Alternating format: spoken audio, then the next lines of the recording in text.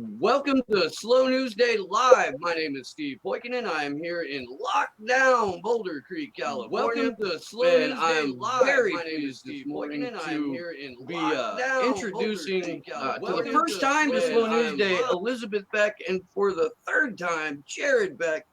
Folks, how the hell are you? Oh, all you fellow prisoners. You may be imprisoned in your home, but truly it is worse to be a prisoner of your own mind. I'll drink to that. Good to see you. Thanks for having us again, or thanks for having me again. And it's good to be here. Good to be here with my wife. I don't think I've spent so much time with you, consecutively. So I wanted to have you guys on because you were just on the Free Assange Vigil on Wednesday, and thank you for that. I'm not entirely sure if the same audience that watches the visuals watches the show, and I wanted to go over where the fraud lawsuit is at currently, and spiral off on like 18 other foul-mouthed tangents. So if you don't mind just kind of bringing us up to speed on where the fraud suit is at, then we can go from there. Yeah. So, he's always accusing me of interrupting him, so I'll give him the floor. I'm good at giving the nutshells summaries. So I'll just say this for your audience. We filed this case back in 2016. Shortly before the 2016 Democratic National Convention, basically on behalf of Bernie+Sanders supporters, alleging that the primary was rigged for Hillary Clinton based on not only the, well, actually, we filed it before the WikiLeaks emails came out. It was based on the Guccifer 2.0 email release, which showed that the DNC was working behind the scenes for Hillary Clinton and undermining Bernie's candidacy. That case has been through the district court level as well as the federal appellate level. And now we are petitioning the U.S. Supreme Court to hear the case, to hear the issues in the case, and to weigh in at this critical hour in U.S. democracy on the issue of whether the Democratic Party has a binding duty to run fair elections. I mean, that's really the issue. That's the leading issue in this case. And I think for a lot of people, it seems that this would be an obvious question with an obvious answer.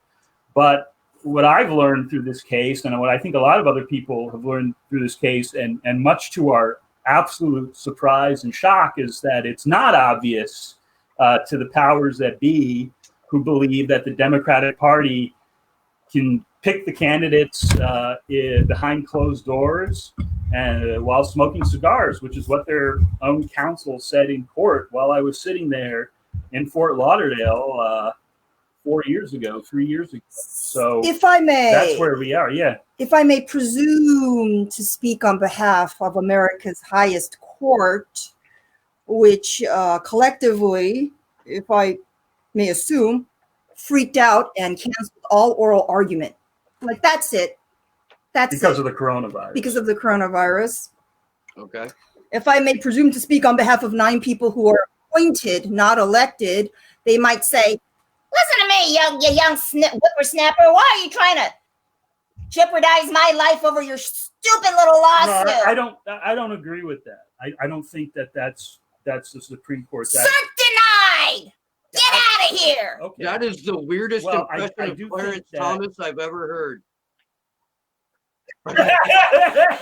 I don't know if that's supposed to be Clarence Thomas or Bader Ginsburg or I was channeling all of them. But there's a lot of really old people on that. Some of them are really cranky. Well, judges tend to be cranky. Why? They have great health insurance, and they're like, they have a life. Who else in this fucking country has a job where they can't get fired? Even the president can only be president for 8 fucking years. And afterwards, he has to go around like selling books and giving speeches.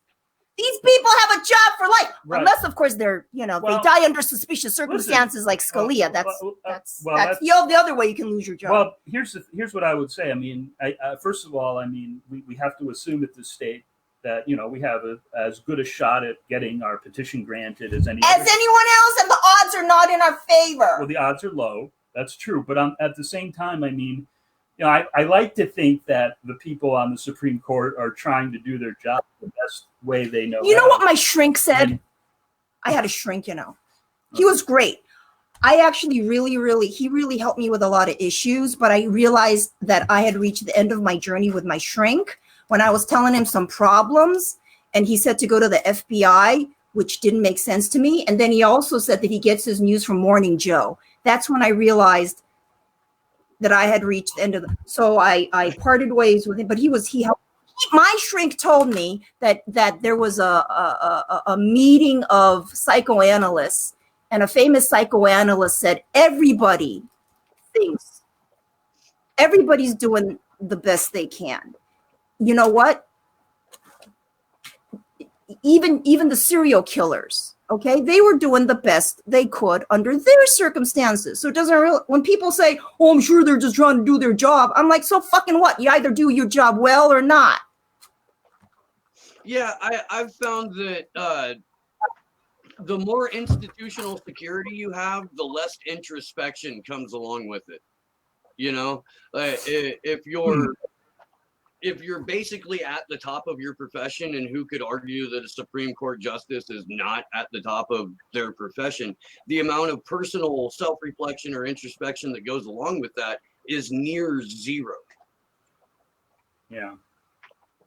And that's just a presumption on my point, but it's a presumption based on experience.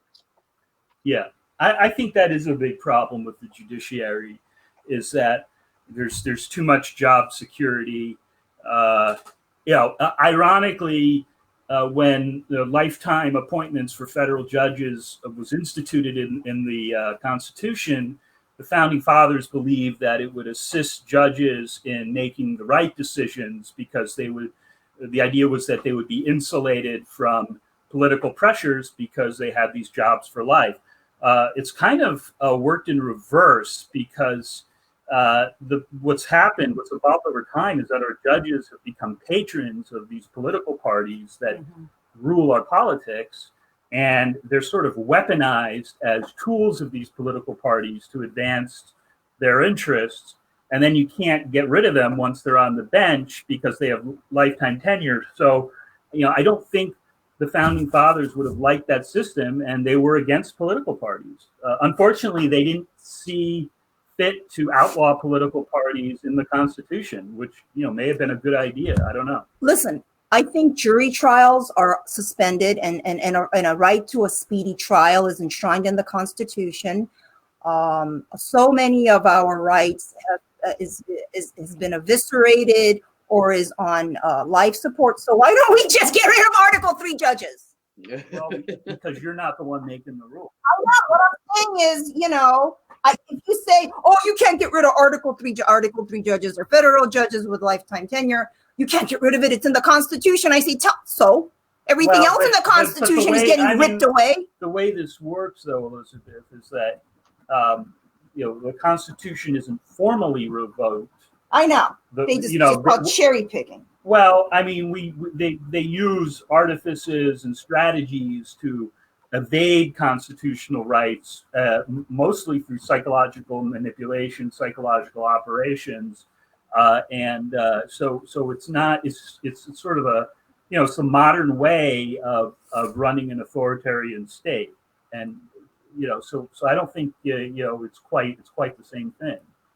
Well, I hope those judges are happy as the country goes to shit. Well, I don't think they perceive the country going to shit, though. Remember, they're insulated. I mean, they're in a total. Oh, they're not insulated now. That coronavirus touching everyone. Well, but they don't see that as they canceled oral argument. Okay, not in my courthouse. But they don't see that as a result of the country going to shit. Okay, I mean that's the thing. They're living in a totally different universe than the rest of society. Well, now here's because I personally, I don't think that anyone in a position of power is surprised by A, the coronavirus, and B, the way that it's slowly rolled out soft martial law and soft quarantine. I find it hard to believe that someone on the Supreme Court bench is taken aback by that. And more to the point, I feel like they now get to be more, I don't know, I guess, choosy, as opposed to just following the strictures of the court. They can now kind of pick and choose what cases they want to hear based on their own personal proclivities. Is that something that, I mean, am I way off base on that, or do you see that coming? They've always picked and chose what cases they hear. Well, we've had an explosion. Your hand's covering the mic, Elizabeth, I think. Yeah. What? Can you hear? Hello? That's better. Okay. Okay. Keep it over there. All right. Yeah. So it's always been the case that they could pick and choose the cases they hear. Oh, I mean, in the old days, there weren't as many Supreme Court cases to pick and choose from, so it wasn't a matter of them having this enormous discretion. In the modern era, though, I mean, they get thousands and thousands of cert petitions, and they only pick like 70 to 80 of them for an entire year. So that gives them an enormous amount of discretion. And they tend to pick cases that are filed by, a small group of lawyers who make up the Supreme Court bar in Washington, D.C. They're very, very connected. They form like a little club. And if you're not in that club, quite frankly, your chances of getting a case heard by the Supreme Court are infinitesimally small. So, that's the world they live in. I mean, they're very, very technologically unsophisticated as far as courts go. There's no possibility of having an argument streamed or presented through a live video format, which is very normal in a lot of courts, not in this country and in other countries. They require you to file your brief in an antiquated, very hard to produce booklet format, which actually costs an average of $3,000 to $5,000 just to produce out-of-pocket costs. Which is, when you think about it, that's an enormous tax on the privilege of taking a case to the Supreme Court. And the original must be couriered over by a donkey, and it is supposed to be on stone tablets that you chisel your brief into, and the margins have to be 1.5 inches, and if your chiseling goes beyond that, Yeah. You have to lay palm fronds in front of the donkey. Yeah. There has to be a processional of 3 wise men have to bring spices from across the world with a processional of donkeys. I mean, it kind of feels like that. I mean, it's not like it. I mean, most courts nowadays, you just file it online. You just hit a button like any other transaction. With this court, I mean, you do have to send them like 50 copies of this book or something. But why are any of us surprised? They're like 100 years old. If I am graced by God to live to be 100, I'll probably be like, I'm going to send an email, when people are probably communicating each other telepathically. There's young people on that court too, though. I mean, Kavanaugh is not that old. Oh, all right. Well, I mean, Roberts is not that old. I mean, they know they just want to make access difficult because it makes their job easier. That's what it's all about. Kavanaugh's appointment was one of the better deep state coups that I saw take place during the Trump administration, because both him and Christine Blasey Ford are just connected to the machine. And they made it about this he said, she said garbage that the only reason Brett Kavanaugh is on that court is because he's anti-Fourth Amendment, in my opinion. And I think that as we return to a totalitarian state of normalcy in the country, we're going to see his views on the Fourth Amendment take a front seat in Supreme Court arguments.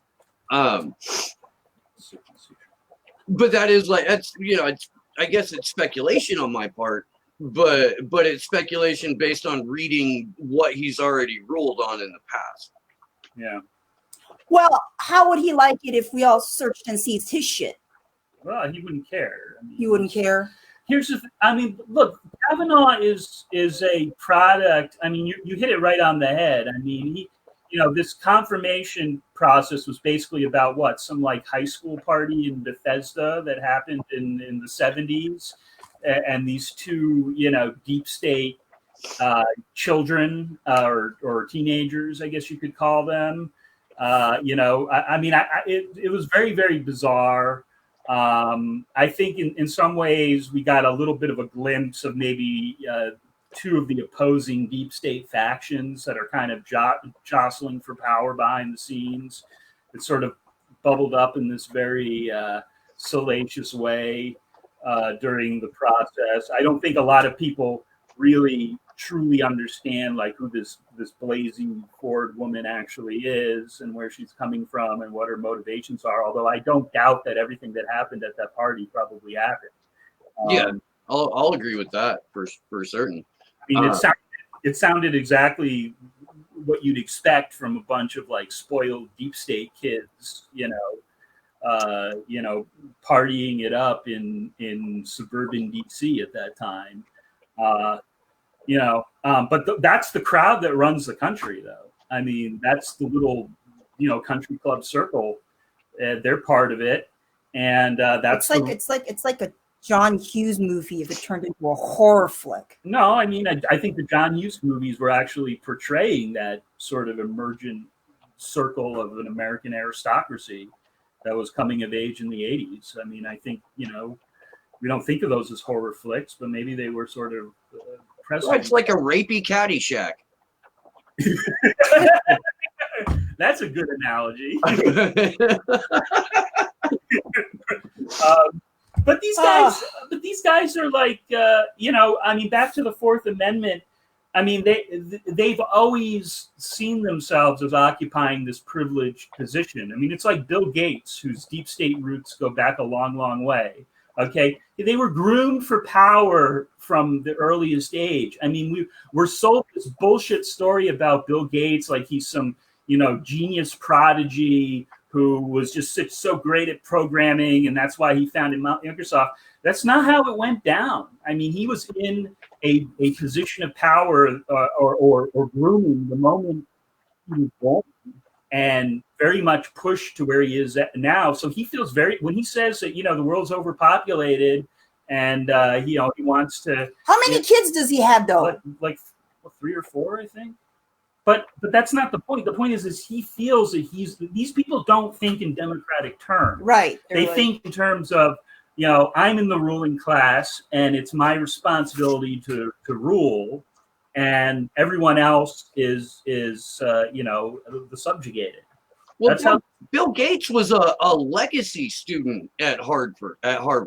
Yeah. His dad was a prominent lawyer. His dad was like the prominent lawyer in Seattle. His mom had a legacy going. I mean, his mom's father was like the chairman of a huge bank. I mean, this was a very, very prominent, connected family.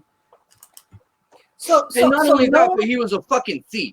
Like, Bill Gates only got to where he is by being a flat the fuck out thief. And then he was caught when Microsoft was going through their trust lawsuit.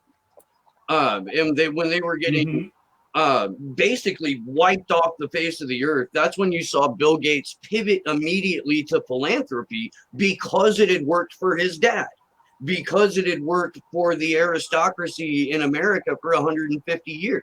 And that pivot to charity completely rehabilitated Bill Gates's image, completely rehabilitated Microsoft's image, completely allowed them to keep doing what they were doing, which is snagging up startups and absorbing them.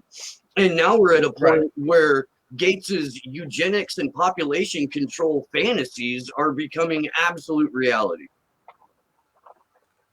Yeah, I mean, if he gets his way and the world goes in the direction that he's pushing, that's. So we're just going to be a small group of inbred, like walleye people of like moronic ruling classes. I mean, I don't know about that. Look, I mean, mutts make the healthiest dogs. You got to let, don't try to play God too much. Well, I mean, I mean, aside from whether you think like, what he's suggesting is wrong or not on its face, we've got some real problems with the concept of legitimacy, because nominally, at least, we're still a republic, a democratic republic, and we're supposed to be passing laws through some kind of process, not by fiat of Bill Gates. But to get back to Steve's point, I mean, these philanthropic institutions and endeavors,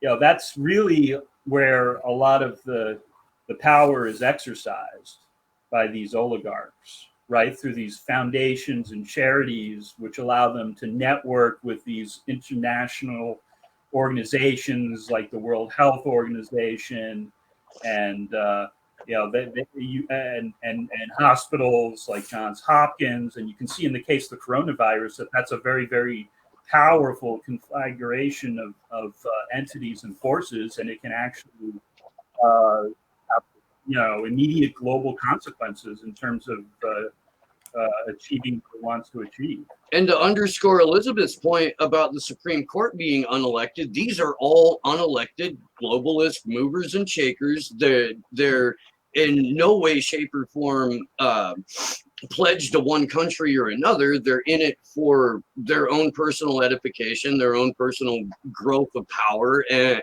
the dissemination of that power on the unsuspecting masses. Yeah. Maybe that got gloomy. I don't know. Bill Gates. I think from Bill Gates's perspective, he thinks that he's a benevolent force for the world. I really do. I really think that the ideological lens that he sees the world through tells him that he's one of the great geniuses to have existed, and he understands the problems that modern human beings face, and he has solutions for those problems. I really think that he believes that. The problem is that he's... A lot of people think that, so it's no, but he has... I don't think a lot of people think that. I actually think that only megalomaniacs really think in that way. But he's sort of a born and bred megalomaniac because he was born into a family that was able to groom him and place him into power networks of power and influence, where he could he's been able to have these effects on the world. So why would he stop, right? Why would he stop thinking like that ever? If that's the way you've been bred to believe, what would make you stop at any point in your life? I mean, nothing, so peyote, a lobotomy. Well, or the massive DMT. Maybe, yeah. Maybe. I don't. Maybe that's something we can do. We can start trying to get like all of these unelected heads of NGOs and globalist organizations to take a fuck ton of DMT, and then maybe it'll change their perspective on their, the imperialist quest for domination. I think seriously, though, I think they're doing that to us. Well, right, but I think seriously we do need to stage some sort of intervention here. That much is clear. That there's, there are people that are absolutely. I mean, I agree with that 100%, and not just as a matter of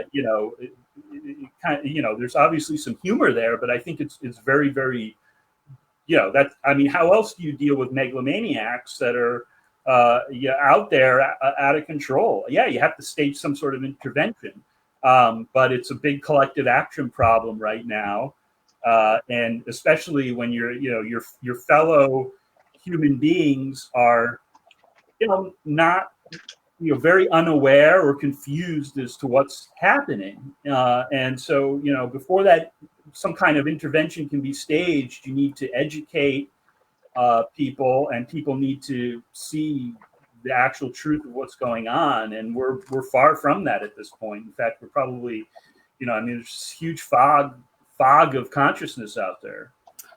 Well, I learn a lot from my chickens. As one does. And we're animals too. And I also learn a lot from my fish tank. I have a freshwater fish tank. Okay. What's interesting about the freshwater fish tank is that you need several elements for all the fish to thrive and the plants. You need food, light, a host of elements. Now, what's interesting is that, I forget the name of the theory, but growth in a fish tank will be limited by the necessary element in the shortest supply. So, your lighting can be perfect, your food can be perfect, but if one of the necessary elements, for example, carbon for the plants, is in short supply, the plants will be stunted, even though every other parameter is perfect. Okay. And then I look at the chickens, because I hatch my own chickens. I got a cheap little incubator. And half of those chicks are roosters.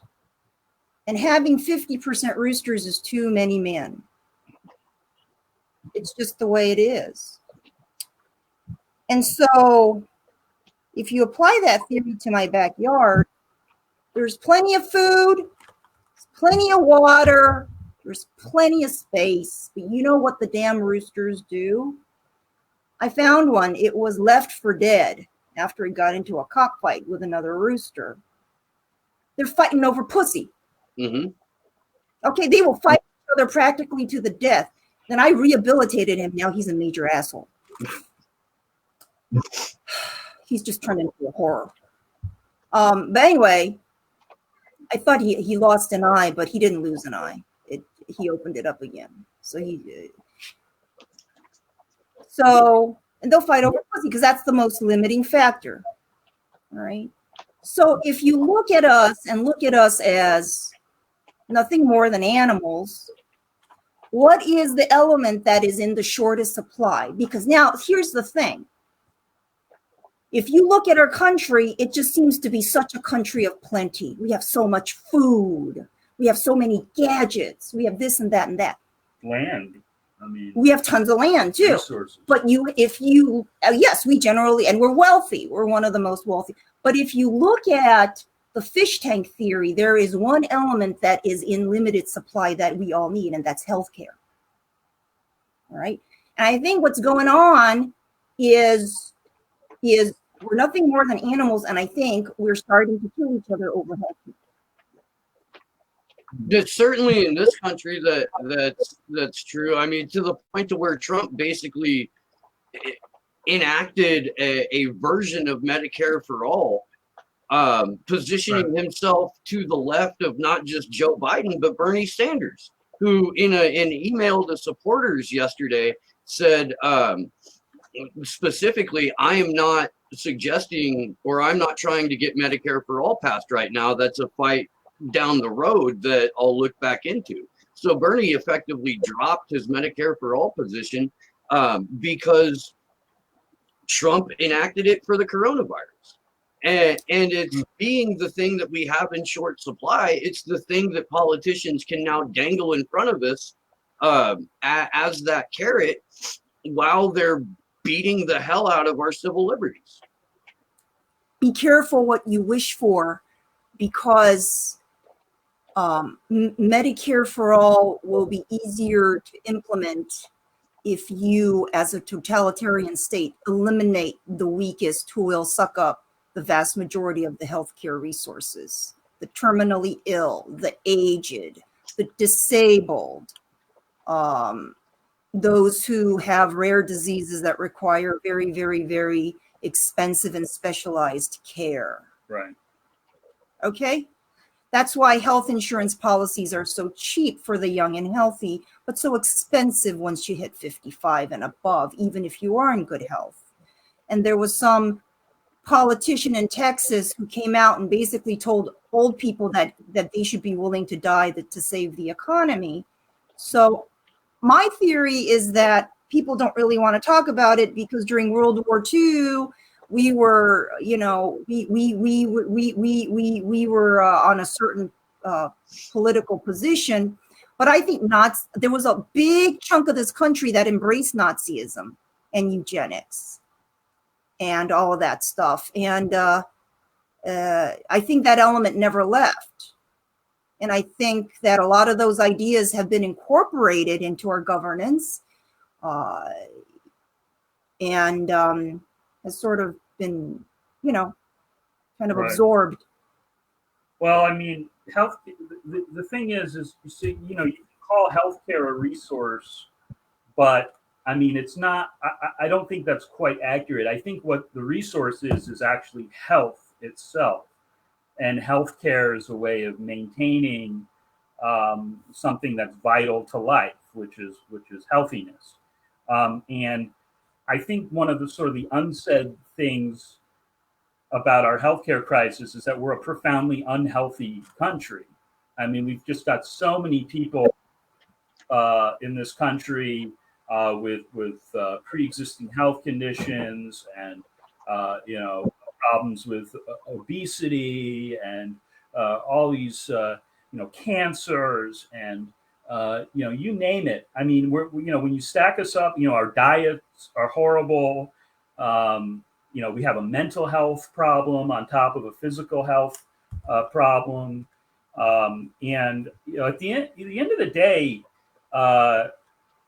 you know, how to deal with that? Well, you know, eugenics and these philosophies that look at sort of you know, culling strategies. I mean, they're profoundly at odds with the concept of a democratic society, because in a democratic society, the fundamental principle that governs is that everybody is equal to a basic extent. And so, you know, every step we take, even if it's, you know, involves, you know, you involve some measure of Medicare for all, but then it's applied in a, you know, eugenics type way. For instance, you don't give resuscitation orders to people with pre-existing conditions or over a certain age. Well, now you're taking a step away from democracy. So I think, you know, you have to be really, really careful about, and this is just in general, you know, not even talking about the coronavirus, but I think what Elizabeth's getting at is you have to be really, really careful with how you parcel out entitlements from the state, because how you do so, you know, there's, you know, can be very, very fundamentally at odds with democracy and completely change the identity of the society, which I think is already happening. Take, for example, Social Security, which, you know, my mother always told me, she is so fucking crazy. But my mother's a big fan of the United States because she said in this country, they have this thing called Social Security. So once you're old and infirm, even if you don't have kids, you're not on the streets like a leper begging for coins. Okay. Mm-hmm. It's a minimal. So Social Security is very sacrosanct. But I think a lot of young people nowadays are very, very angry and resentful because they see older generations, instead of expending effort to invest, they see them as being a very rapacious generation, holding on to their Social Security while saddling the younger people with enormous debt, a crappy economy, no jobs. And I think I'm getting a lot of intergenerational warfare. I don't know if it's on purpose or not, but that's also a very troubling sign. I got into an argument with someone who thought I was a boomer, and she actually told me via text, I hope you catch the coronavirus. It's the boomer remover. That's that. Yeah, I do believe that there is kind of an intergenerational warfare, but I think that a lot of that has to do with how heavily propagandized we are as a country. And one of the most beautiful and simultaneously most dangerous things that can happen is people discovering the internet. And it's one of those things where you either find your bubble and you dig such a deep groove in that bubble that you're never coming out, or you find something like WikiLeaks and you go, this is primary source documentation without spin. I can now make my own conclusion based off of this material. And in terms of like where you're coming from and what your positions are, and my biggest concern about Medicare for All is that it will be ran through a centralized state, that it will be ran by just the worst unliked fucking bureaucrats on the planet in terms of Congress and in terms of the offices that they appoint to, roll it out and deal with it. And I just institutionally opposed to a massive centralized state governing us. I couldn't understand why this country could not give some very basic preventative care. I really didn't think it made any sense that people were doing their own basic dental care because they couldn't afford to go to the dentist. A toothache is something that knocks you out, makes you very unproductive. I just couldn't understand that. But now knowing that the problem isn't implementation, but a government that I sense to be very malevolent, I have sort of switched from Medicare for being in favor of Medicare for All. I'll tell you why. I don't think we're ready for it. I think we need to have a government that we can trust before we can give them the keys to our health, which they already have a big chunk of our health under control anyway. But well, not only that, they have control of the supply chains. They have control food production. They've got control poisons go into the air and the water and the ground. And until we reconcile that, we can't really move forward. Do you think that a general strike would help us gain some political agency? A general strike? Yeah. What's a general? Like everybody's working. Well, Yeah. aren't we there? Aren't we there already? Well, nothing. Not out of intention. We're all being told And to stay in our homes, but we're being told some of us are essential and we have to keep the machine running. And if we stop the machine, because I advocate, I support strikes, I advocate for strikes. I think we should be under a rent strike right now. We should be withholding our labor. The statistic says 3.5% of the population massing for a common cause is what it takes to affect some change. We can take that number and turn it into 35% of the population or 70% of the population. We could if we had our own political will to do it. We don't. I'll tell you what gets people off their butts. We're nowhere near that point. It's hunger. No, but not necessarily. It's desperation. Wrong. I mean, the French have been in Paris, doing. Yeah, because they broke the dam. They had their revolution, and it took a lot to get them. We've had a war on unions going on in this country for decades. We used to have a very strong union. Labor unions used to be very, very strong in this country, and they could organize things like strikes, and they could coordinate. And if we had labor unions at the level that they were decades ago, then that's a strategy we could definitely implement right now as a people. Unfortunately, that was one of the first things that our corporate oligarch overlords broke, was the ability of people to join unions, and they basically strangled them to death. I agree. I think that's how the Taft-Hartley honestly, the Taft-Hartley Act prevents public sector union employees from general striking. So right off the bat, America's at like 10, 11% union membership nationwide. And most of, or at least half of those unions are all public sector unions. So they are constitutionally forbidden to participate in a general strike. So it's going to have to come from the private sector. It's going to have to come from people who work at like Amazon. And Amazon is day 2 into their strike right now, at least out of Chicago.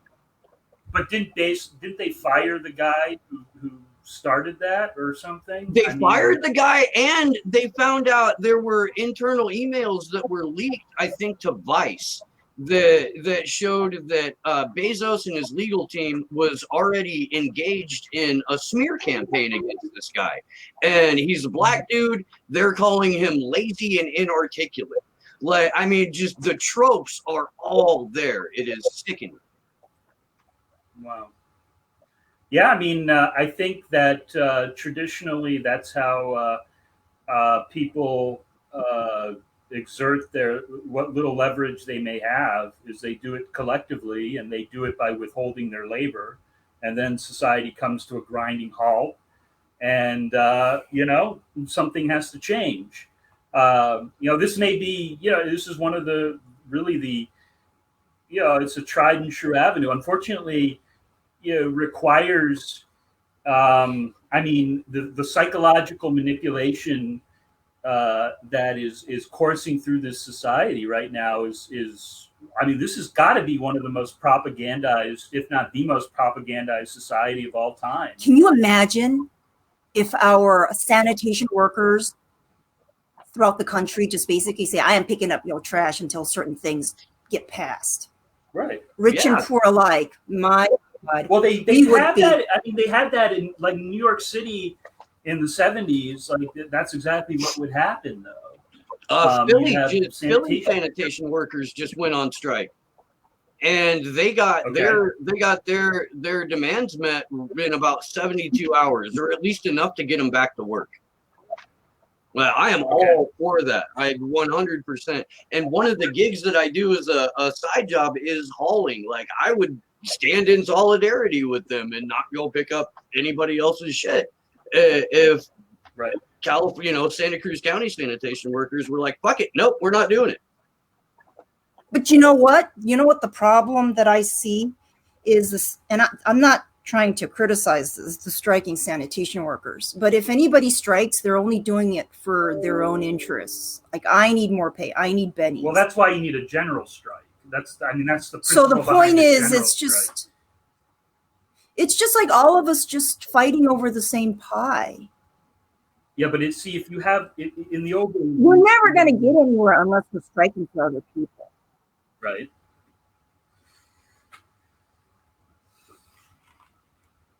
I was muted about that. No, I understand that, and I think that I just did a show about America being the most propagandized country in the world. There was an article that or an essay that was circulating around, and it's titled 3 Cheers for Socialism. It's written by a Christian socialist, which was a branch of that particular ideology that I was not familiar with, but a lot of the points that he was making were incredibly cogent. And the one about us being propagandized, I believe, is the strongest, most cogent point to his argument. I'll send it to you after we're done today.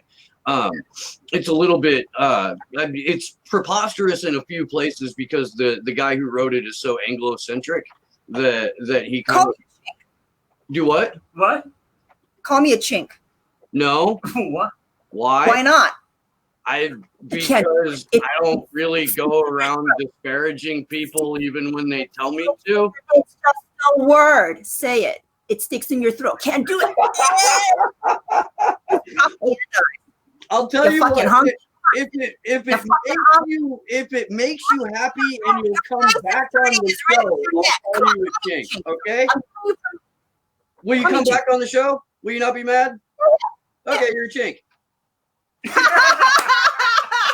I mean, Jesus, dude. I'm not sure what that proved, but I'll tell you that some people they can't go there. Oh well, I can definitely. I can go there. I just wanted to understand your reasoning behind it. Back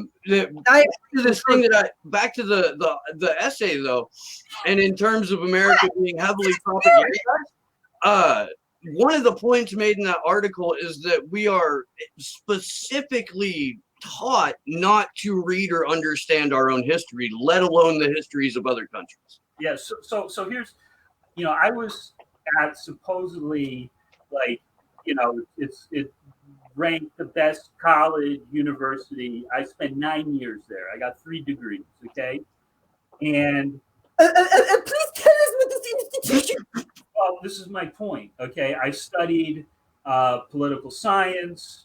I studied law, and it was not until I started researching the history of this country on my own, okay, well after graduating from this supposed elevated institution of higher learning, that I actually learned the truth about American politics in a very fundamental way. The history of this country is very much hidden from us. I mean, I remember as an undergraduate student in Cambridge, they have all these memorials or these signs that memorialize JFK, right? They have the JFK School of Government, okay? They have JFK Street, okay? When you're a freshman, they show you the dorm where JFK lived as a freshman, okay? But what you're never told, and you'll never be able to take a class at Harvard, and I believe this is true to this day, which will actually tell you the truth of why and who assassinated JFK in 1963, which it seems to be a fundamental event in the history of this country. I think it's right up there as possibly the primary event that has shaped our current condition. But the truth, I mean, even to suggest in American academia that JFK was not assassinated by a lone crazy assassin named Lee Harvey Oswald is to state a controversial and crazy claim, which is absolutely ridiculous given the amount of scholarship and research that exists out there proving beyond a shadow of doubt, the conspiracy that killed JFK.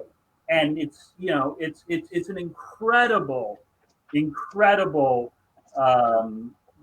denial of our own very recent history. I mean, this isn't like stuff that happened that long ago. It's not like of the order of omitting from our history books the genocide of Native Americans, which went on for a while.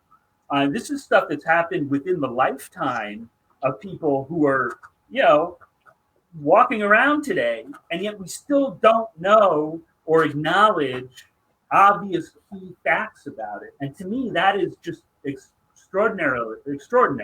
I mean, I really can't if you listen to Cynthia McKinney, and I do, she has been, and Ray McGovern as well.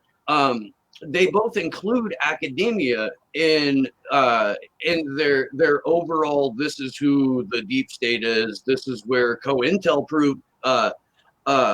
This is where they moved to and set up shop. The last time that I talked to Cynthia McKinney, she was going into detail about these major universities are compromised as fuck. These major universities, through their curriculum, through the operatives that they have in place in positions of power, and who all share that institutional security and stability that we've been talking about, how they're effectively not just hindering the discourse on things like JFK being assassinated or real American history, but they're actively rewriting it and teaching generations of students to come the wrong things on purpose. Right.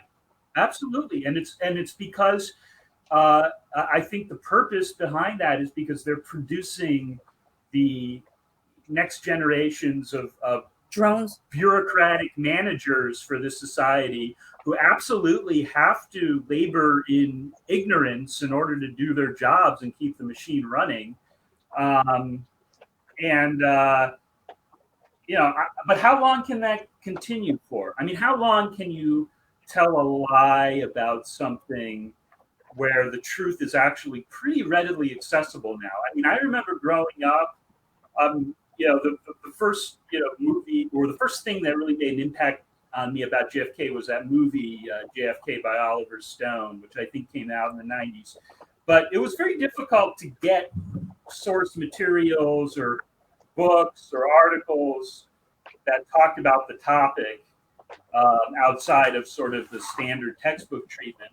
But nowadays, that stuff's at everybody's fingertips. So how long can you go on teaching, producing bureaucratic managers through this, ideological machinery of academia? I mean, it seems to me that there's going to be a breaking point fairly soon on that score. I think the universities are under a lot of stress right now because they offer so little value to their students. It costs so much. They're so expensive. And the difference between what you get for, all of the money and time that you pour into a university education and, what it costs, it's just too big right now, at least in the U.S. I mean, something's going to give on that score. Listen, I ate that food, so I really feel kind of weird about complaining, but when I went to college, I moved into the dorms, and I was just shocked at how fancy they were. Yeah. And the food there was incredible. You just need food for sustenance. And I'd never seen so much food in my life. Well, that's what the universities become, is sort of a 4-year sort of, vacation. And this was a state school experience for kids that can afford it. That's not an educational system. I mean, education's not supposed to be like a luxury experience. I mean, it's supposed to be some pain and some suffering inflicted on students, and they're supposed to, develop sharp critical minds as a result. But I just don't see that happening. Well, if your idea of preparing for the real world is going to say University of Southern California, which was caught up in that pay-to-play scandal and whatnot, the pictures of the dorms that they showed for that place, they were bigger and better than hotel suites. And if that is what you're getting groomed to be accustomed to, if that's the kind of life that you're being set up, to have, then of course you're going to have a completely skewed picture of the world. I couldn't understand it because this was UCLA, by the way, which is a state school, and I lived in Dykstra Hall. But I still remember going into the cafeteria and they had like a meat entree and a fish entree and this and that and then and like a buffet, and I couldn't understand why other kids would complain about it. Right? No, I briefly attended Purdue University, and that's a state school. Yeah. And even then, like, their cafeteria was way more luxurious than anything I personally had ever experienced. And the dorms were small and cramped, but I mean, I think they're supposed to be, like Jared was saying. But outside of that, yeah, I mean, it was a completely different setting than I had personally imagined. And just the people in the more privileged classes who had to attend Purdue University wore it like a fucking, a dirty scarf that they couldn't wait to get rid of. I remember like my freshman year roommates would constantly complain about the food, like it was like awful, which was totally outside of my experience, like how anybody could complain about like an unlimited salad bar or entrees and whatever you want. And they wouldn't eat in the freaking cafeteria. They would go out and get like pizza from like the pizza places, just wasting money. I mean, these meal plans are like fucking not cheap. And that was sort of the first sense that I got. Like there is a fundamental division in this country. It's not necessarily a permanent division, because I think you can kind of grow up maybe from the public school, less privileged segment like I did. But then you can cross over if you're willing to, if you go to one of these institutions and you adopt, their point of view and their sort of mannerisms. And I think college is where a lot of that happens. But it's still a very, very fundamental divide in this society. And there's an extraordinary amount of elitism in this society. It's something that's, it's, I think it's one of our worst traits as a country, is just how elitist we've become, because I don't think American culture used to be that way. I think American culture used to be, there always has been an elite, but it was a much sort of more confined elite, and it wasn't part of the culture as a whole. I don't know. Well, I don't know I'm just rambling at this point. I think that the differential between the whatever you call the elites and the vast majority of people have grown and shrunk throughout the course of this country's history. My big issue with college is not that they had a lot of food. My big issue is that, to me, the cafeteria and how the kids approached it seemed to be symptomatic of how they approached college, not as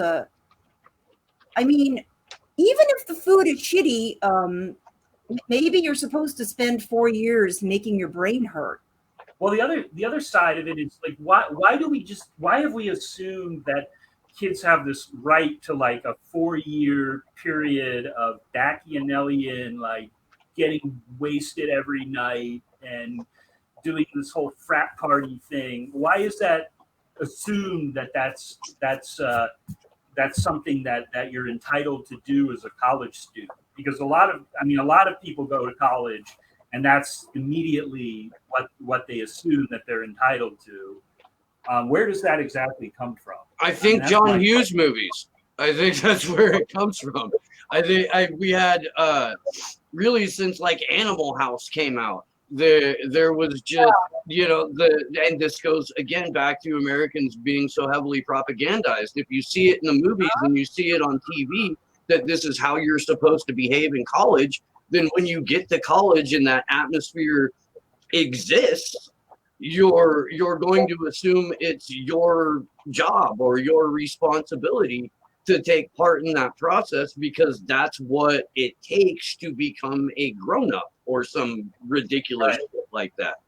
So then the question is, and I think you're right there, is okay, we can trace it to certain propaganda that was foisted at us at a certain point in time. So what is the intention of that from the the propaganda operator's point of view? Why push society in that direction? To degrade higher education. And why degrade higher education? Because it's a concentration of power. Okay, so it's to keep the academic institutions under the control of the deep state, basically. Maybe. Yeah, or at least the power structure that exists within those academic institutions. I mean, who's the bad guy in all those movies? It's the dean. And, I mean, and it's always the same guy playing the dean. The one actor that's always like playing the evil dean in those movies. It's like, Bueller! I want Bueller! Yeah. And in most cases, what they end up doing is in order to defeat the power structure, they then have to mimic the exact same power structure. And it's counter-reinforcing propaganda, but it's propaganda nonetheless. Yeah.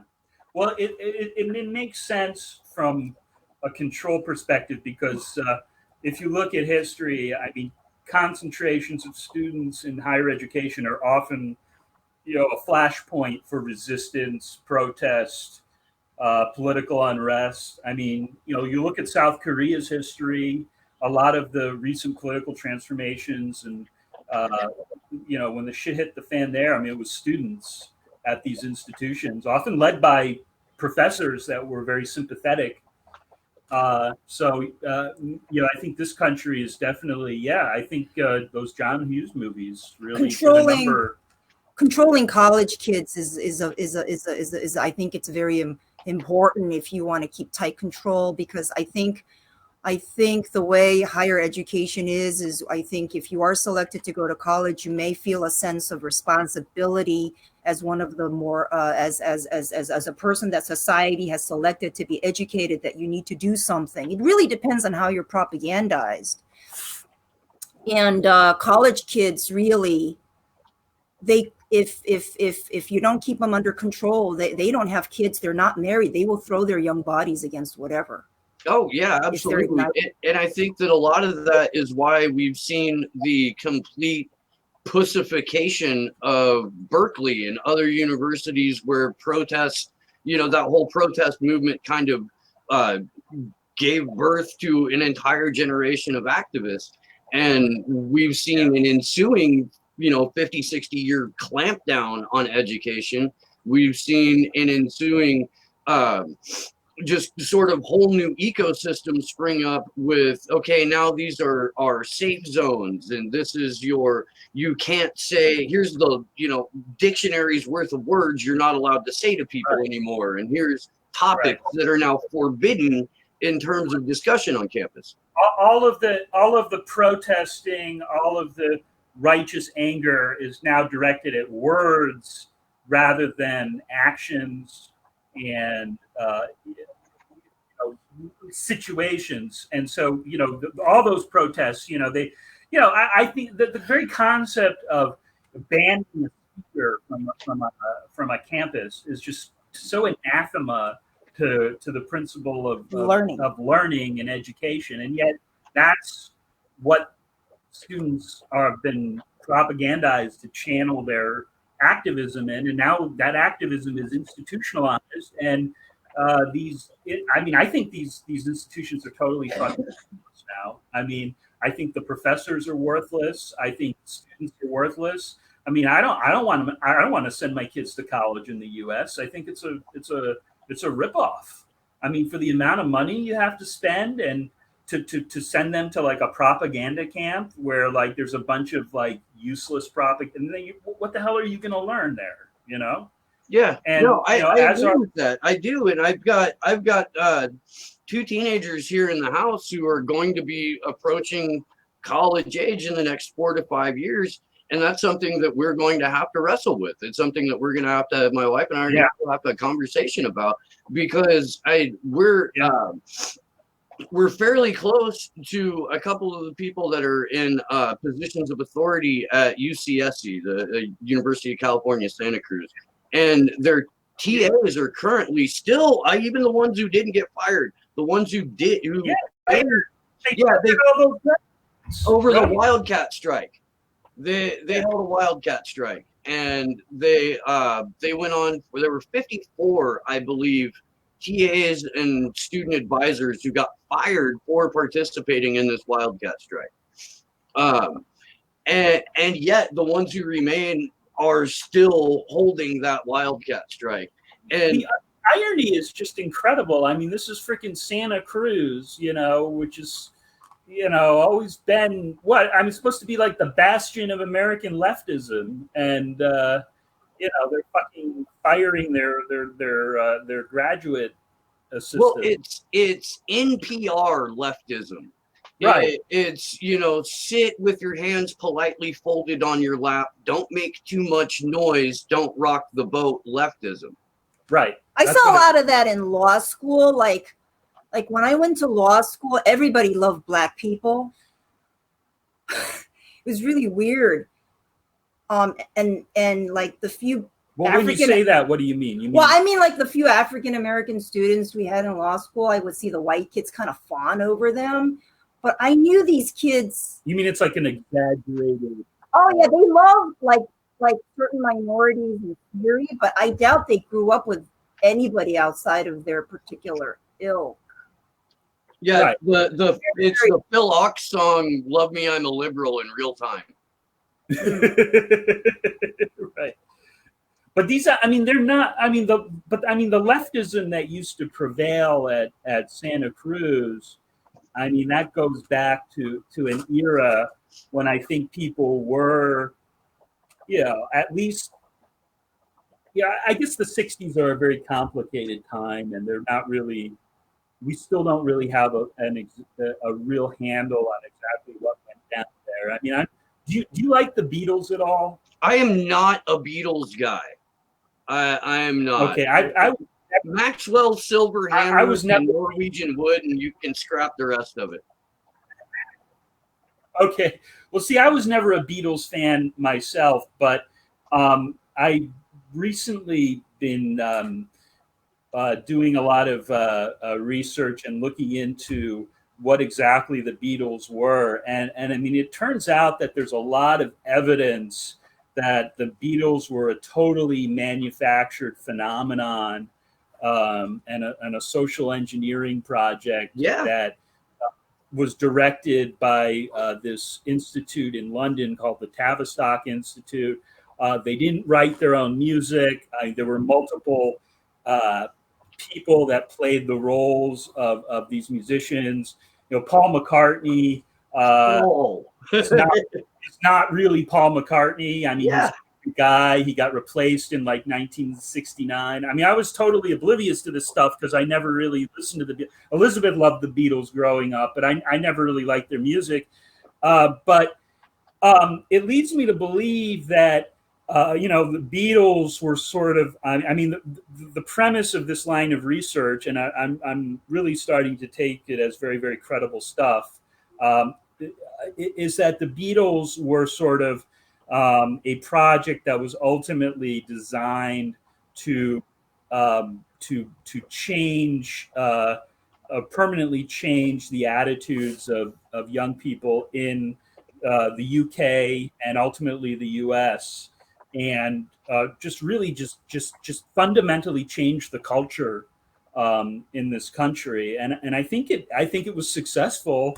And I think the 60s, what we understand to be these movements and these musical developments and the experimentation with drugs and the sexual revolution, if you see that as all coming out of this social engineering project tied to things like the Beatles, and the Beatles weren't the only operation going, then you realize that a lot of this was very much a deliberate effort to change the culture of this country. And you can argue about what the intent was, but I think one of the intents was to make people more pliant and Hedonistic? more infantilized, more hedonistic, to break down traditional cultural institutions, to break down traditional religions. And you know, when you look at it, I mean, it was enormously successful. Yeah, I mean, I tend to agree with that. And one of the harshest realities that I've had to deal with for me personally in the last several years is coming to terms with the fact that the Grateful Dead were most likely an MK+Ultra project, Right, and most likely part of that cultural conditioning and social experiment.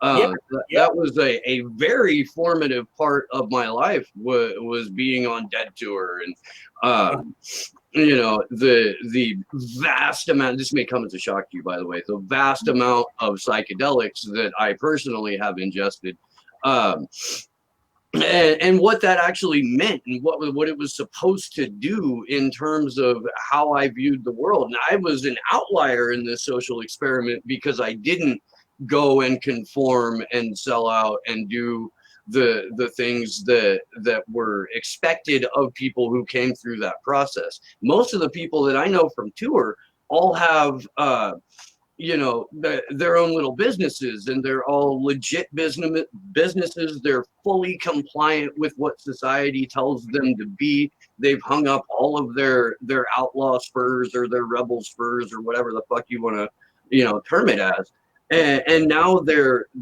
pliant little capitalists. Interesting. The Grateful Dead may have led them to that path by, I mean, if they started selling T-shirts and making money, what does that say? Well, did the Grateful Dead do any product endorsements? Oh, absolutely. So here's what there you go. There you go. Yeah, no, Grateful Dead merchandising exists to this day. GDM and what's the Liquid Blues, the company that they contracted with to sell their official tie-dyes, because we were doing that in parking lots. We were making our own shirts. There was a huge thing in the early 90s where the Grateful Dead themselves were sending out security to go and round up everybody's bootleg materials. And these are people like Jerry Garcia himself went to right down the road from where I grew up in a town called Bean Blossom, Indiana. They used to have the Bean Blossom Boogie every year, and it was where Bill Monroe had lived briefly. It was a bluegrass festival where you get like rednecks and bikers and hippies all together in the same place, and nobody killed each other. They just got high and listened to music. And Jerry Garcia and David Grisman went out from California to the Bean Blossom Boogie and made bootleg recordings of it, and then took it home and distributed it to their friends. And you flash forward 30 years, and people who are doing the same thing are getting tackled and having their shit taken, except for there was a tapers section at Dead shows where people could go and make recordings as long as they swore to be good and not share them. Yeah, it's fascinating when you look at another interesting milieu to look at music wise is the whole Laurel Canyon scene in the 60s, and you look at groups like the Doors, for instance. Okay, I mean, Jim Morrison's father was a freaking admiral in the Navy. Okay, now it wasn't, it wasn't an accident. Okay, that his son was chosen and elevated in this way that you see again. And I mean, Frank Zappa is another one. I mean, he also, I think his parents worked for, or his father worked for, one of those big aerospace companies. Okay. Yep.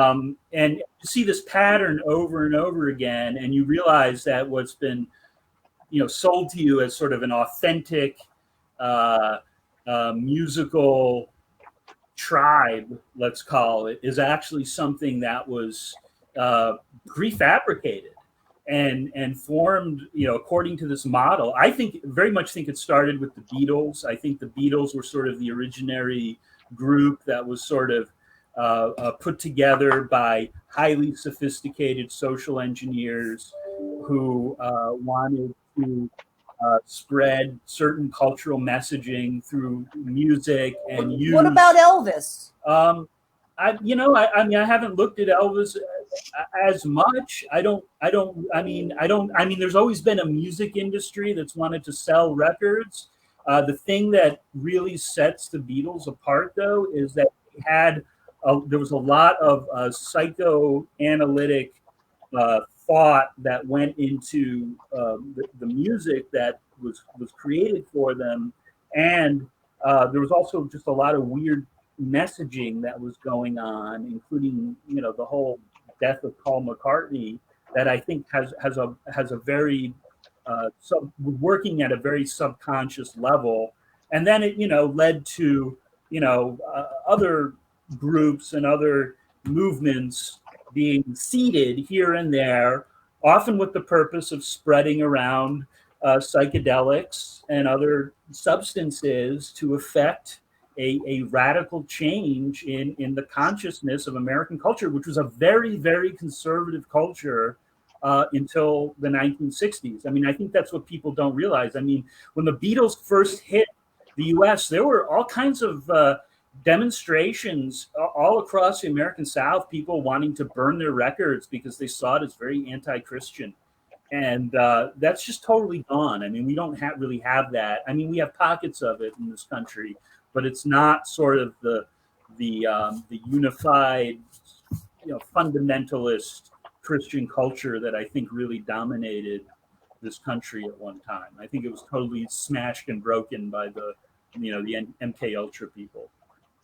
And then yet you see organizations like The Family. Did you ever watch that documentary when it was on Netflix? I didn't see it. So it exists to this day, and it's a very orthodox evangelical Christian organization that had its roots in strike breaking in Seattle in the 30s. Okay. And they're the people that host the National Prayer Breakfast. And they're the people who organized the gathering of faith leaders that were laying their hands on Donald Trump when he got inaugurated into the White House. And that's a culmination of 70 years or more, 80 years of this fundamentalist Christian ideology being at the source of power within the DC establishment. They have basically a dorm for men in Georgetown for Congressman. Mike Pence came out of it, and here he is vice president.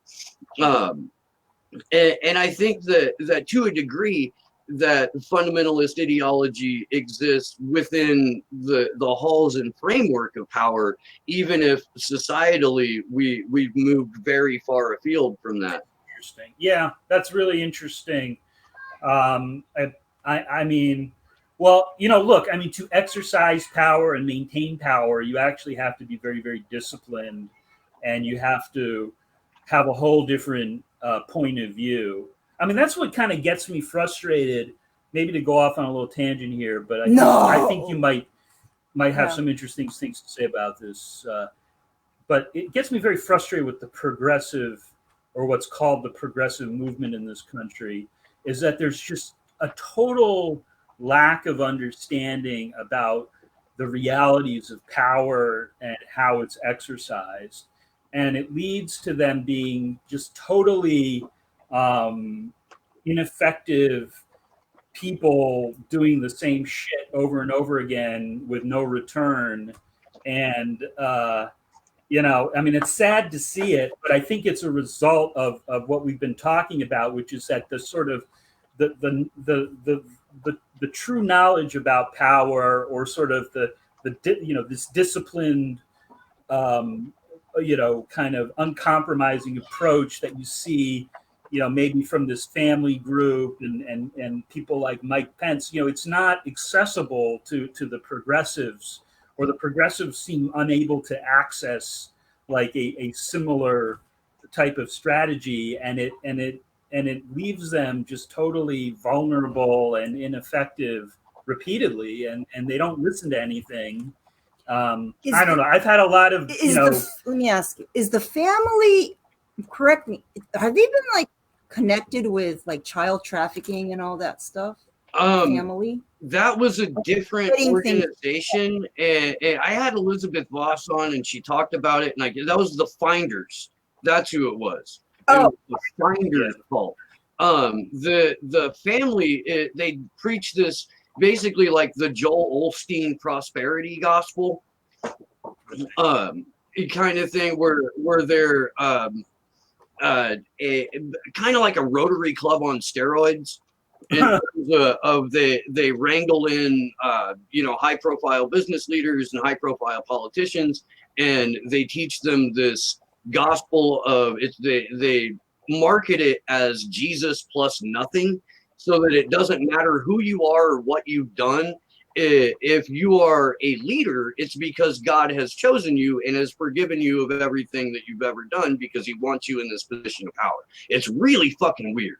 This is a Family International. Yeah, they're the people that sent they're recruiting dictators, and they're recruiting militia leaders in Africa and a number of other countries to kind of absorb them into the U.S. empire, because we've been engaged in proxy wars and an ongoing Cold War with China in Africa for about a decade now, maybe a little bit longer. Real quick, there was a viewer question from Jeff Black, who's a friend of the show. He's an activist out in Portland. He's trying to expose the institutional pedophile networks that exist within the halls of government there. he wants to know what you guys' opinion on as to whether or not the internet is going to be shut off during this lockdown. Oh, we were just talking. Oh, we're just talking about that. Awesome. We're like, I think I would look for stuff like that to happen. Absolutely. Yeah. You know, it's. I mean, I think part of what's going on with the coronavirus is to make us feel insecure, isolated, alienated, to discourage contact with other people. And, you know, what better way to, you know, fuck with people some more than to have, you know, the internet go out. And it's very concerning. I think the government would love to experiment with that to see how people react, what their reaction is, because you know, I mean, it's one of the things that would have to happen if they wanted. I mean, the more intense that martial law gets, and I think we're definitely in the martial law phase, as far as I can tell. But there's different degrees of martial law, and one of them is to restrict communications between people. I mean, that's how China does it. You know, China has no problem censoring, you know, just completely blocking websites and this or that. And, you know, you could do it through overt censorship, or you could just, you know, order companies to turn off the DSL or the Wi-Fi or whatever. You just have to be prepared for the worst. Yeah. I am. Yeah. I had a gentleman named Sean O'Brien on the show just the other day. He teaches cybersecurity at Yale, which is a position he got into not because he's part of the, you know, I guess institutional academic cabal, but because he was a townie there and he just happened to be really good at computers and wound up a part of the system, which he may no longer be because we're basically transitioning universities to an online system during this thing. Go ahead. And so I asked him, I was like, hey, you know, what happens when they turn the internet off on us, and what can we do in order to maintain, you know, communication with each other and continue to organize around this? And it looks like pirate mesh networks are about the best way that we can, because the signal doesn't go away. It's just your ISP providers are the ones that dictate where the content goes and who gets to see the content. So you can. How does a pirate mesh network work? I will have to get back to you on that because I am going to completely poorly explain it. It is a little bit above my head in the technological terminology that I would need to use, but basically, and they've done this successfully in New York. Actually, Josh, Sleepy Josh, do you want to pop in for a second and explain this? Sleepy Josh on the ones and twos. All right, so it's basically like an intranet like you would have at an office, but you can't access the internet with it really. So you'd have, you know, Wi-Fi points covering your community, and you all can you know, connect with each other and stuff like that, and share information, and it's totally disconnected from the internet.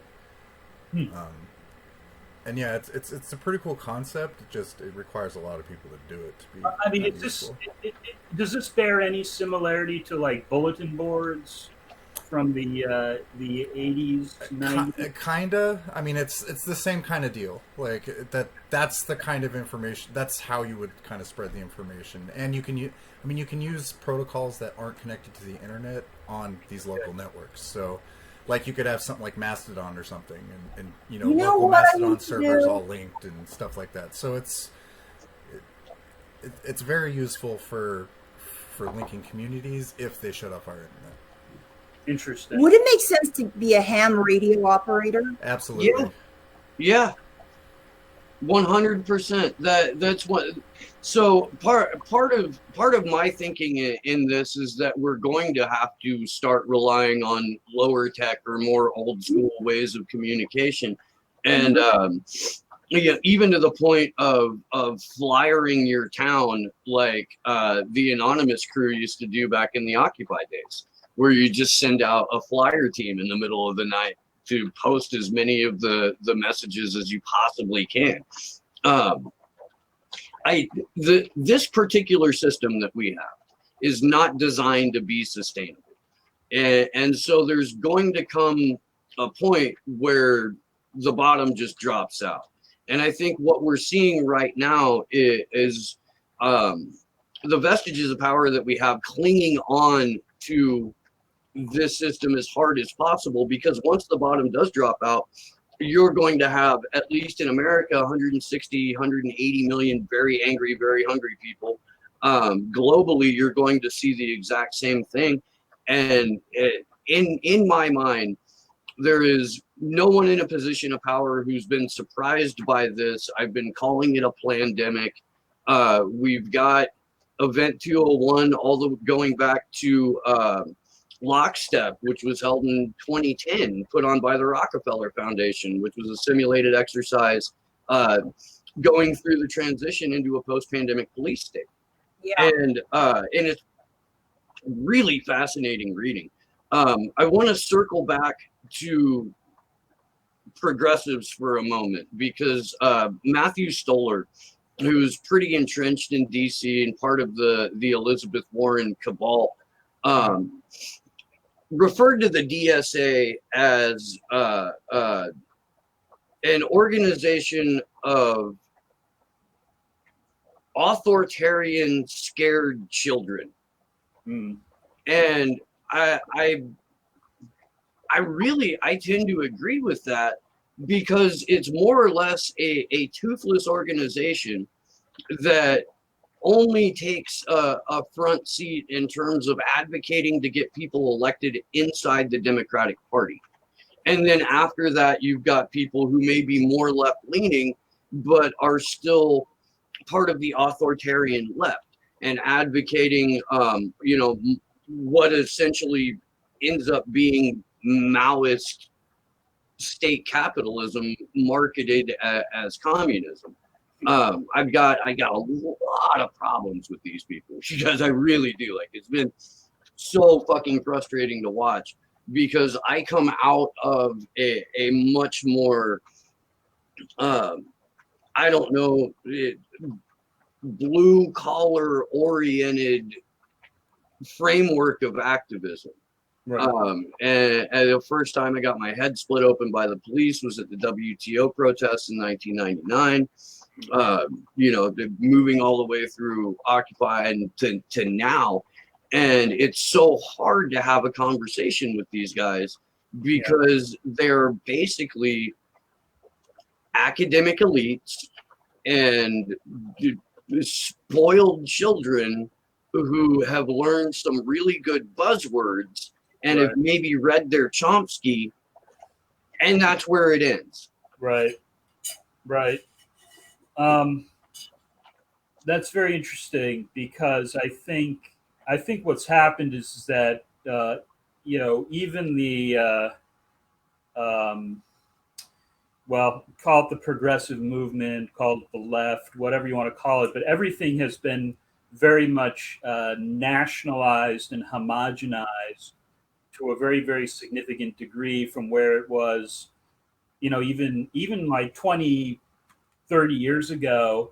I mean, the last time I was sort of, before 2016, when Elizabeth and I, were active on behalf of Bernie+Sanders. I mean, the last time, I had really been, I would say, active in politics was when I was in college in the 90s. And it was a much different scene. It wasn't like, I was in doing sort of campaign finance reform initiative work in Arkansas, and was organized by an organization no longer exists called Acorn. And they were very much local and community based in terms of their point of view, and they were a lot more practical about the goals they wanted to achieve. I think that's all gone out the window. I don't think there's any room in our current system for sort of local practical politics because everything is ruled from the top on down.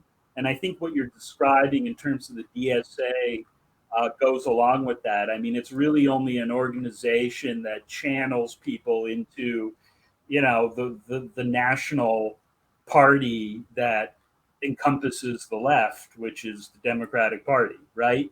I mean, there's no opposition or antagonism or working outside of that party that is considered to be acceptable. And you're even scandalized for voting, although I really don't believe voting is a meaningful act anymore in this country. But even if it were, and people go out and they push the button for like the Green Party, you're scandalized as quote unquote wasting your vote, which is sort of a very curious thing to accuse somebody of in a democracy, right?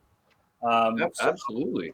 But I think that's where we are. I mean, I think what you're describing is a reflection of where we are, which is that things are very much, power is very much scripted and then implemented from the top down.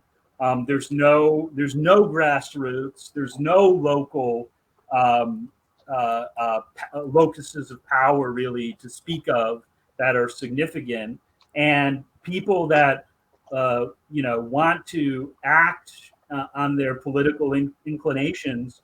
I mean, do they really have any other choice than to, they channel right into the stream that takes them into the National Party apparatus. I mean, it's just things have become remarkably consolidated in a short amount of time. No, you're absolutely right. I think that the way that activism as a function has been just co-opted and completely placed into, if not the halls of power, very adjacent to it, being led by NGOs, being led by, as you say, the top-down organizers.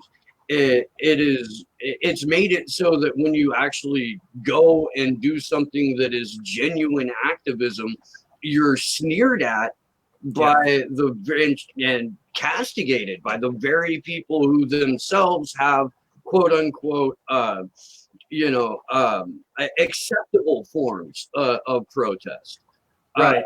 And it kind of circles back to what academia has become and what these kids are being taught an actual protest is. And the simple fact that groups like Extinction Rebellion or Sunrise Movement are all but functionaries of highly capitalist, highly exploitative NGOs is emblematic of that corruption or the corruption of that process. Yeah, everything is a brand. Everything reaches people through really these psychological channels of manipulation. Nothing develops from people sitting in a room and talking about issues face to face as individuals. I mean, that sort of discourse has been. I mean, I think it's been discouraged to the point of being eradicated from our political landscape. And what we're seeing with coronavirus is sort of the efforts to stamp out the last vestiges of that. So we're you arrest the stubborn church leaders that don't want to stop having church or Bible study during the pandemic. Well, you scandalize those people, you call them a menace to public health, you throw them in jail, and you break the last sort of vestiges of what I think would be the biggest threat to this system, which is people acting and communicating in the old way of sitting in a room and formulating plans of action, which they don't do anymore. And I don't think virtual I don't think virtual activism is really a replacement for that.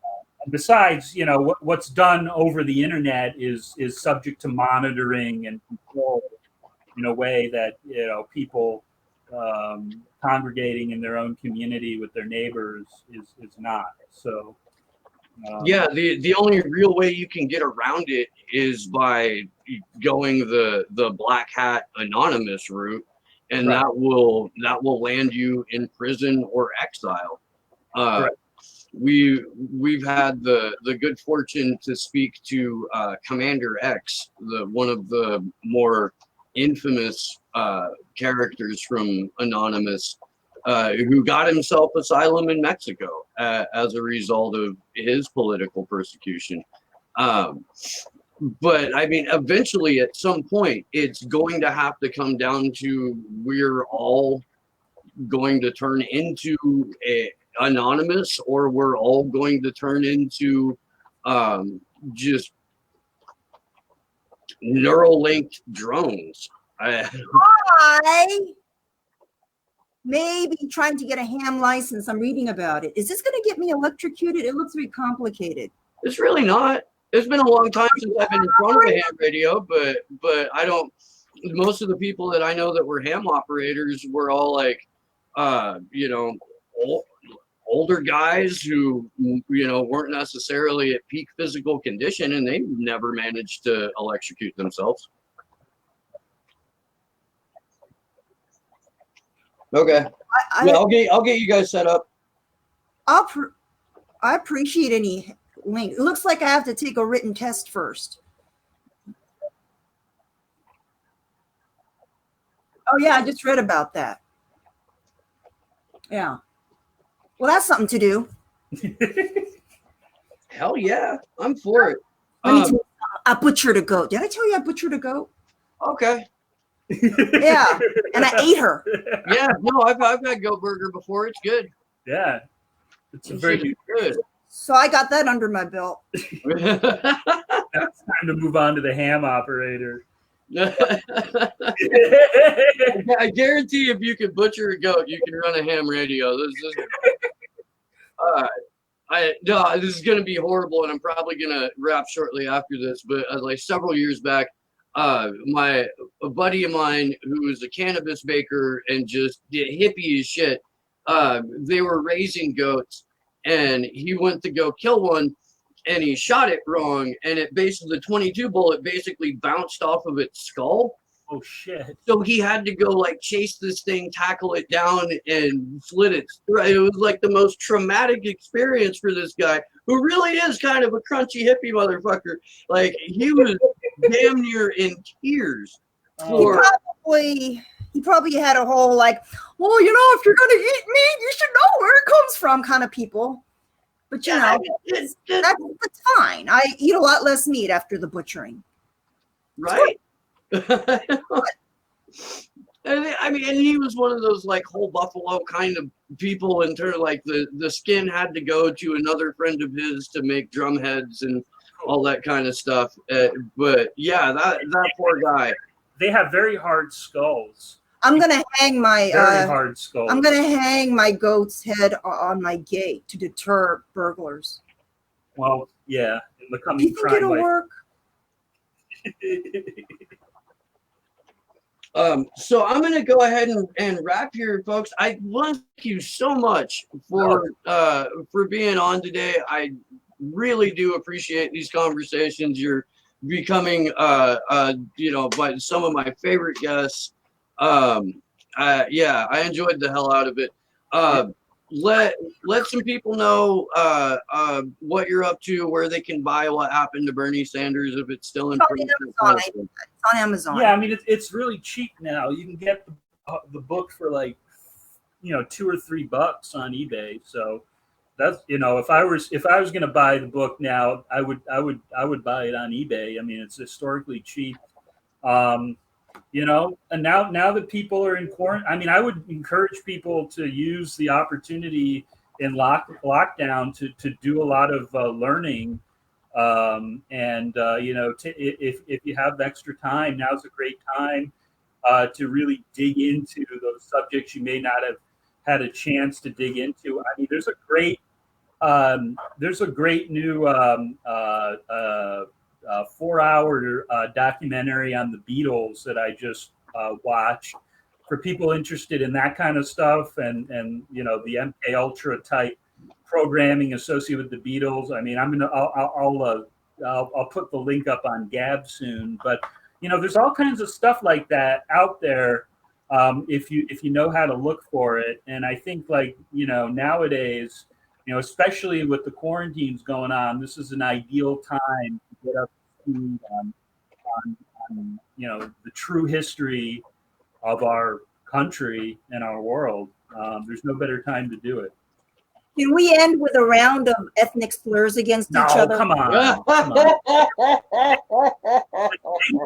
It's not negative thinking. Yes, I think it's hysterical. That's what, don't listen to her. She's got this fixation. Well, she had a episode. This is a very racialized society. She had an episode recently in the Costco. She was standing in line, and some lady was in Spanish, giving her the evil eye and talking about how China and the coronavirus and this and that. And Elizabeth's not even Chinese, so I think it's been on her mind lately. Is that But I think that's part of the coronavirus. PSYOP is to get people to hate each other based on their ethnicity. That's okay. That's why I don't think it's That's okay. It's fine. I know how to. But curse. You were mad at that lady. Yeah, all's right in my world. I cursed at her right back. I bet. Top of my fucking mouth. I can curse in Spanish. Yeah, no, I knew. I learned kitchen and construction Spanish, and that's mostly curse words and gesturing. All right, guys. Well, that's going to do it for Slow News Day. Today, I will probably be back at some point later in the afternoon. I haven't thought that far ahead yet, but thanks to everyone for hanging out in the chat. You guys are fucking awesome. I had 2 super chats. Thank you, Rob Juno and Ralph Reed. And thanks to Sleepy Josh on the 1s and 2s for running the show. Until next time, y'all, good luck to us all.